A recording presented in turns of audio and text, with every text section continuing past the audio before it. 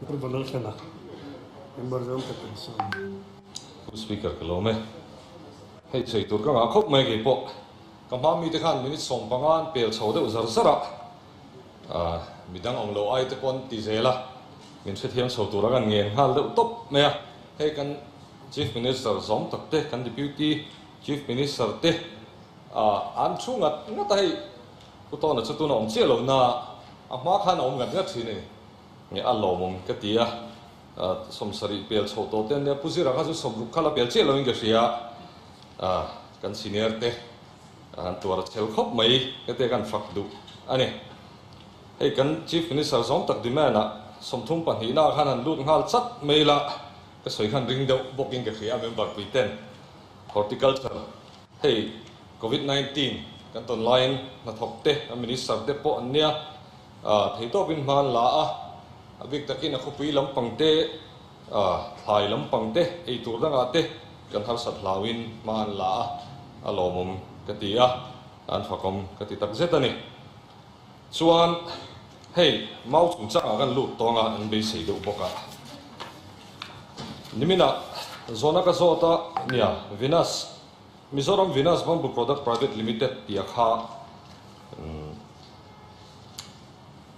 Ministry of Corporate Affairs website hang kan entry na Mizoram ti mingpu company housing hang kan hu thei tatlat lo mea ange om ziani o ti karil ruwa oma tin noi za somru ka share kan neya a cheng zong in paid up share capital kha zathum som pali sia chu achan ve ai tam kha kan labok sia chuti ni chuan sarkar company ni theimengem tiakha railroad langa sarkar company chuan CAG terang khoite ngai di to dona khatiang khan thil tam tak akala hei en felangai in ka sia annual financial statement pokha don ba thi chuan dong ma theila ka du khop me he thil hi ka ngai venna alorei to boka tuna hian kan minister in kina min react sakse ka du chu ek ang chen nge tuna hian kalpui ni to Mizoram Venus Bamboo Product Private Limited a hian kan la kalpui nge a company he lo tlu che to nge tia kha audited statement pon pe lo na rei to ning ka sia chung chu kan zot tel du in hey guidelines for accreditation of bamboo nurseries, tissue culture laboratories and certification of quality planting material 2019 ti omani so national bamboo mission in aron ti aron ti chua ka chumi thoya chuan state level bamboo nursery accreditation committee SLBNAC om turania akan nei boka chumi chuan registration fail takin bamboo nursery ho hi ai kol turani ti ni so national bamboo mission noya mau chi tha supply ni lo pal ta kin ti thua khanga supply du te chu in register turin heta hen form fel taka oma anti turani ti lai tun se son chu ka zona nge nge ya khulaya bairabi amau nursery bul haya po kan CM ina kongte zu khon na kha khulai mau nursery police panin an ve na khu register ni lova mi mali dan tia kan siat pui lo ti siat pui lovin kha tengan ti ni chuan sarkar in supply then ni lova ama lo supply to ni kuma mau supply to bo kha registration an nei lo ni chuan dankal ania dankalin sarkar hi lo chenge tin accredited nursery si state bamboo mission website atalan turania tuna hian kan website hi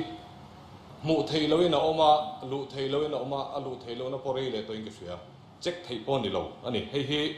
kan minister zom tak khan min pui sela thain ke sia kan ngai ven view ani tin hei miscellaneous regulation 5.5 ti phek som hi pa hi na khan national bamboo mission poisam manga chena ka soyang khan mau le tur supply tu te chu khatiang khan an register turani ti kha fel file takin a oma sarkar hian dan kalo zom lo nge tin hetianga kan kal raw ni chung kan siam hian a tui pui sia mau hi brandisi le lati forest poi kan economy tam pona thamei thei ama ro chu kan ti raw ni chuan dan ngai poi mo in a guidelines ngai poi mo hian thei to pi chuang u ti kha I karil ruwa oma kan ram tan pon mau te po a che chuang lo I stiang chuan ma kan la ro ro mani chuan om zenei doin dan ngai poimo chung si in I ma I la teng ti kha kan soi du a tin 15 finance commissioner horticulture in voi bel se zathum som thum state specific needs bi ga khan kan dong do na tron la no tur tam khop me department po ma la no savia tura ngai ila alomom khop mai tin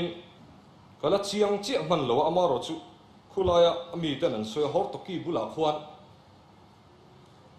tin zar munvel siam hala nain wa me kanian tia atak tak nge tak tak lo ba hlo an zup so ta so department hala na nge tia kha ka hrethiam lo a alo ni lo pon in an lo na pon ni thea tuna han bi hen an swen soya chu lai hen ti chen lo thain ke hria ani lo chuan ke hria amaro chu ron soi hi om le thina soi chho ko ka tum lem lo amaro chu ron zot le thin sia chu tuna khwan eng ting in nge ma lak me tumani ti kha al department hala la lo li lau chuan I hria te po cha ko ma kan zot te latin lem pui le hun pui a khwan I mau chi ani sta chuan horticulture department hian an endik to em ti kha kan minister hian minhan chin chi sakram sela sta chuan an le endik lo ni chuan endik kho wa thaem kan va tel ve cha kem ti kha ka ron sei tel du tin hei horticulture hi apoimo ka ti to ang khan I thil kan siam chok tama abik tak hen tun hai dragon fruit ter on lar chawa value addition kan member puiten an soyang khan a hlut na ti san na lama hen tran kan lak ngai ka hri a chu lama chuan mai lang hiang kan tia kan soi ani